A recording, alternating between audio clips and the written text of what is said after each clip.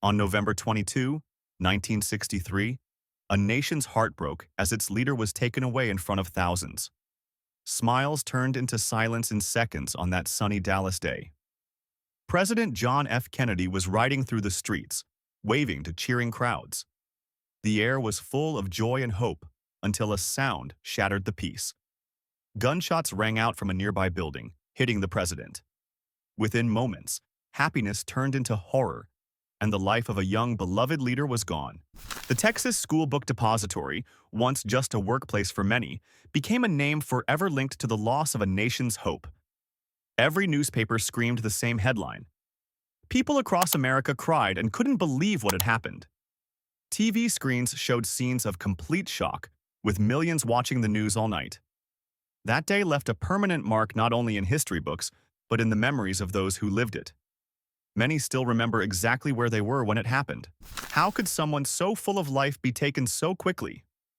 JFK's smile and voice echoed in homes across America the day before, and then, suddenly, they were gone. The surprise of his death sent families, workers, and even children into mourning. It was like losing a friend, a brother, or a father. America truly wept together. What followed were questions with no answers, confusion, and a deep void in the nation's heart. Who was behind it? Why? And how could such a thing happen? The mystery surrounding JFK's death quickly made headlines around the world. Was it really just one man behind the gun? Or was there more to the story? Many people began to speak about secrets, lies, and possible cover-ups. Could such a tragedy happen without others helping or knowing about it all along? The more people searched for the truth, the more questions they found. It was the beginning of decades of theories, turning one sad day into a bigger mystery. Before we talk about who JFK really was and how he rose to power, let's pause and think. What kind of family produces a man this special, yet targeted? To understand his dreams and his actions, we must step back in time. His story is not just one of politics, it's about family, hope, and deep American roots. So how did the American dream build the Kennedy name?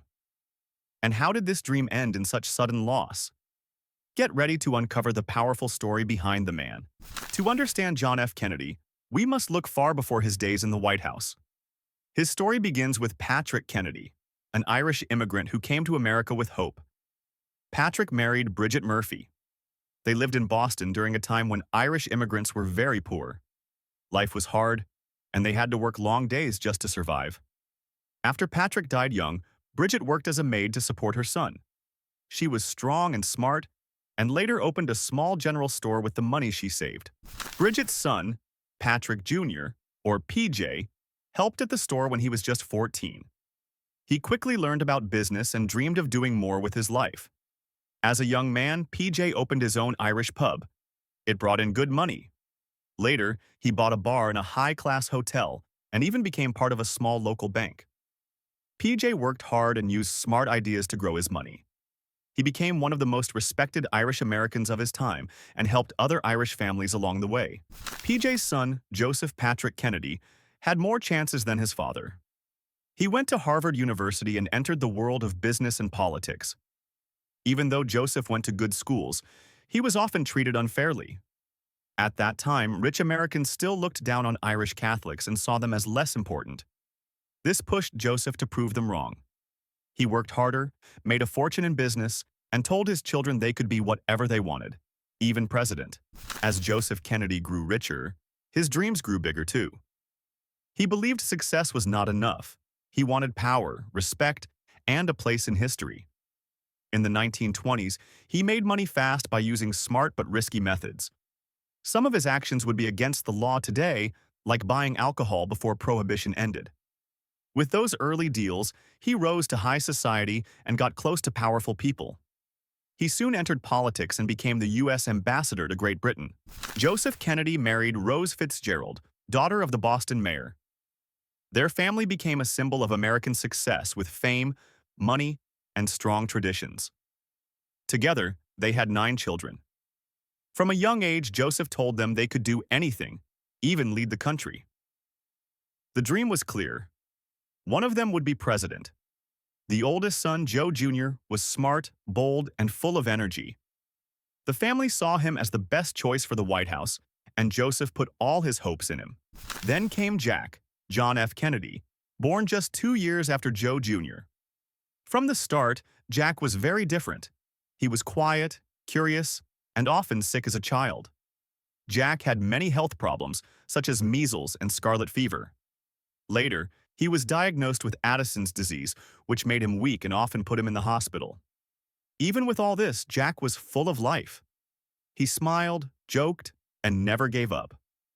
While Joe Jr. was the family hero, Jack was slowly building his own quiet strength. Jack spent much of his childhood in bed, reading books and thinking deeply. This helped him grow a strong mind, even if his body stayed weak. He showed great interest in history and writing, starting early to understand human nature and politics. His teachers saw a future leader in him, even before his family did. Illness taught Jack to value each day. He wasn't the most popular or the strongest, but he had courage, sharp ideas, and a mind built for deep thinking. After years of sickness and books, Jack Kennedy entered Choate, a top high school.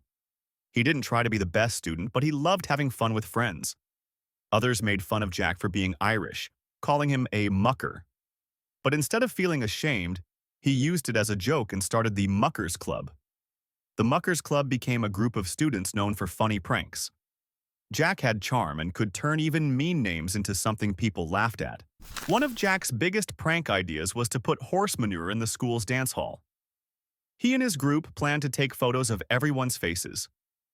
The leaders at Choate were not amused.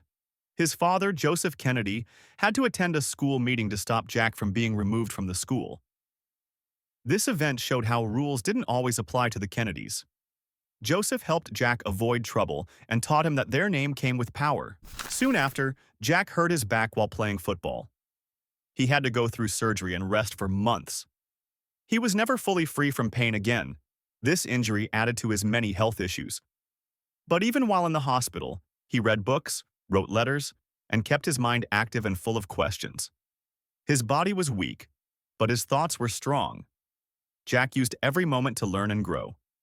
He didn't let pain take away his bright mind or humor. Later, Jack went to Harvard University.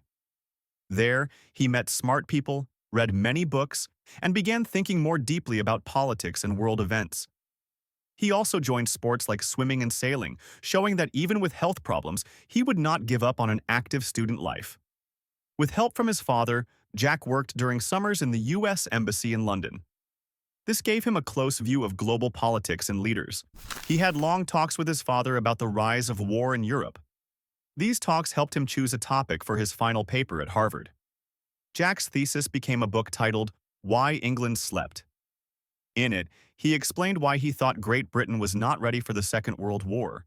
The book became popular quickly.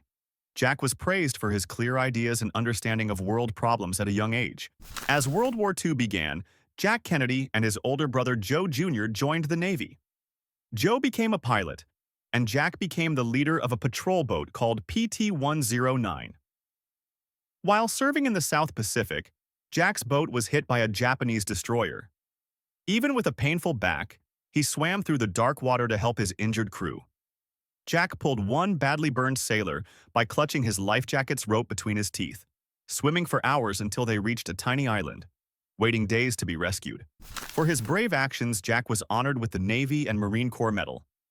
He returned home weak and thin, needing a back brace and walking stick to move. Despite the pain, Jack smiled during public events. His story made newspaper headlines, and many Americans began to admire the young, skinny war hero from Boston. The Kennedy family threw a party for Jack, proud of his courage. But his brother Joe Jr. felt that he hadn't done enough and wanted to show he was brave too. To prove himself, Joe Jr. accepted a risky mission flying a plane full of explosives. His goal was to fly close to enemy areas and drop the load by remote control. Before reaching the target, the plane exploded in the sky. Joe Jr. died instantly, becoming the first Kennedy child lost in a tragic event during war. The family was heartbroken. Their dreams of Joe becoming president were gone, and the hopes of carrying the Kennedy name forward soon turned to Jack. Jack never wanted to be a politician, but after Joe's death, the family's attention focused on him. Joseph Kennedy Sr. now saw Jack as his new hope for greatness. At first, Jack wasn't excited about it. He had once dreamed of being a writer sailing the world, but he knew he could not say no to his father's plan. Jack agreed to follow the path set for him. He used his war story and family support to begin building a future far different from the quiet life he had wanted. With Joe Jr. gone, Joseph Kennedy Sr. turned his full political power to Jack. He spent money, called in favors, and used all his contacts to help him start in politics. Jack first ran for Congress in Massachusetts and won. His family helped a lot. His sisters campaigned and their name opened doors. Soon, Jack was rising quickly. He became a senator and then ran for president in 1960.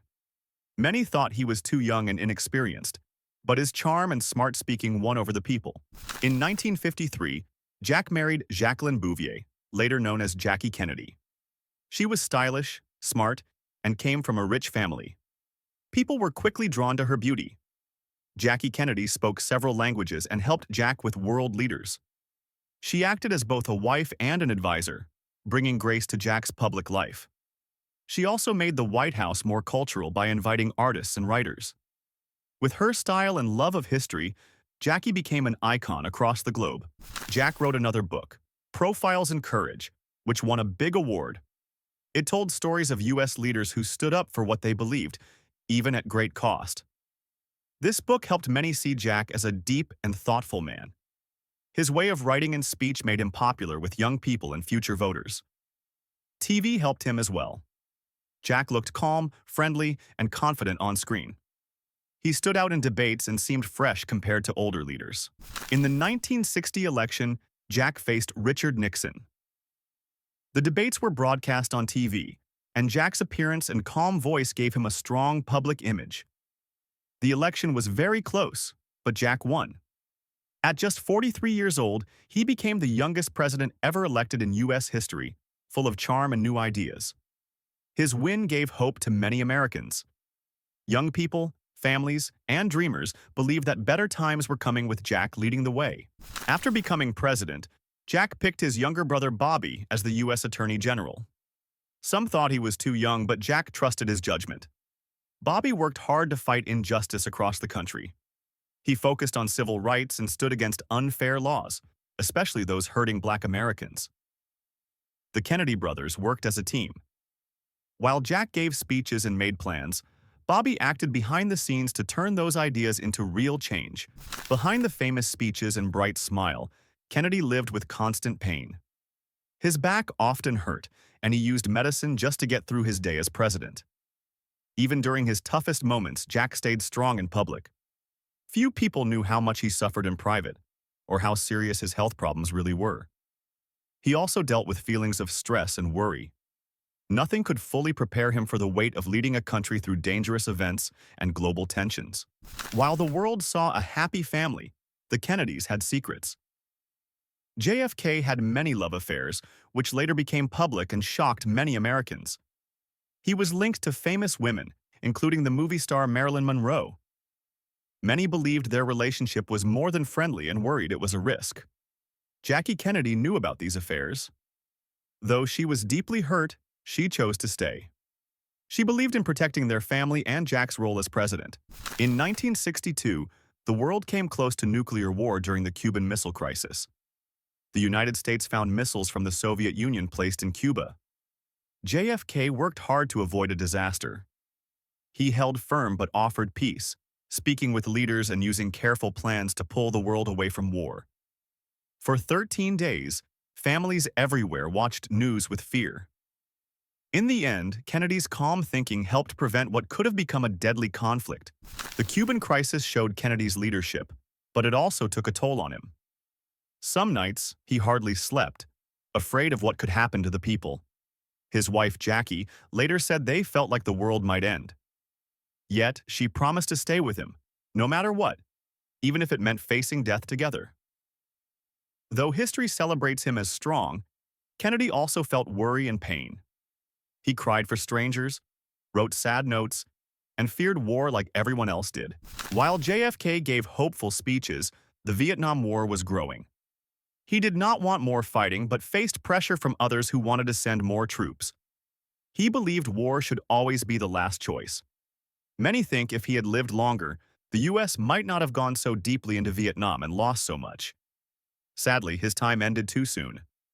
On a sunny morning in Dallas, Jack rode with Jackie before gunshots shocked the world and silenced the young president forever.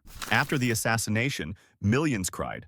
Television showed crowds praying and waiting outside as people tried to understand what had just happened. The killer, Lee Harvey Oswald, was caught, but then killed himself. This left more questions than answers and made the event feel even more like a mystery. Some hoped it was just one person, but others believed a bigger plot was involved. The truth stayed cloudy, and many were left feeling confused and sad. John F. Kennedy was more than a president. To many Americans, he was a symbol of youth, hope, and a fresh future full of promise and progress. At the time of his election, many felt that the country was entering a new age. Kennedy stood for modern ideas, peace, and a better life for all.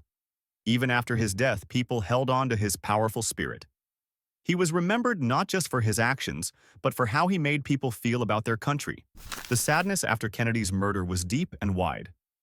His life ended early, and Americans felt like they had lost a part of their future. People cried openly in the streets, and schools, offices, and homes all stopped to watch the news together. It was a moment that froze the nation. This loss was not just about one man. It changed how people looked at politics, trust, and even safety in public places for many years to come. After his death, many questions were asked. Books, films, and reports tried to explain what really happened in Dallas that day. Some believed in simple answers, but others were sure that hidden groups or plans were behind Kennedy's killing. Theories grew fast, and even today, people still argue about what is true and what might have been covered up by those in power. Kennedy's ideas lived on. He had supported peace and spoke often about stopping war. His voice against violence continued to inspire others. Some believe that if he had lived longer, America's part in the Vietnam War might have looked very different, with fewer battles and deaths. His calm leadership during the Cuban Missile Crisis showed he wanted peace, even when war seemed close. That memory helped shape future decisions. In space, Kennedy had a lasting effect. He started the challenge to put a man on the moon, pushing America into a new kind of race and pride. His words, "We choose to go to the moon," still echo today. Just years after his death, that dream became real when Neil Armstrong took the first step. This victory in space helped the country regain its strength. It showed that even after tragedy, Kennedy's dream could still take people far. Kennedy also changed how leaders were seen. He used TV and speeches to talk directly to the people, making politics more open and human. His wit and warmth made him feel close to Americans. Many felt like he was one of them, and not just another distant man in charge. Even kids looked up to him. Schools remembered him, movies showed his life, and stamps and coins were made to keep his memory alive. Today, JFK is remembered with respect and care. People visit museums, watch films, and read books to learn more about him and his time. Every year, new theories and facts come out, but the feeling around him stays the same. A man taken too soon, with big dreams left behind. Kennedy's legacy is more than just facts. It is about how one man's spirit can touch millions and remind us of what leadership can be.